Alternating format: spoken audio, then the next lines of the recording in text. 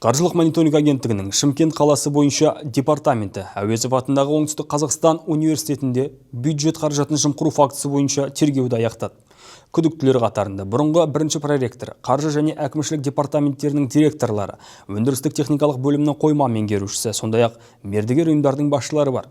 Күдіктілер тауарлар іс жүзінде жеткізілмеген немесе жасанды түрде қымбат бағамен сатып алынған, жалған мемлекеттік сатып алу шарттарын жасасқан.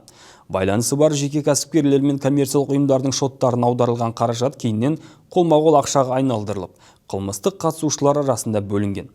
Мысалы, осы схема аясында университет басшылығы нарықтық құны 200 мың теңгеден аспайтын бір креслоны 20 миллион теңгеге сатып алған. Нақты жеткізілімдердің болмауын жасыру мақсатында күдіктілер тозған тауарлық материалдық құндылықтарды балансынан формалды түрде есептен шығарып, оларды іс жүзінде пайдалануды жалғастырған.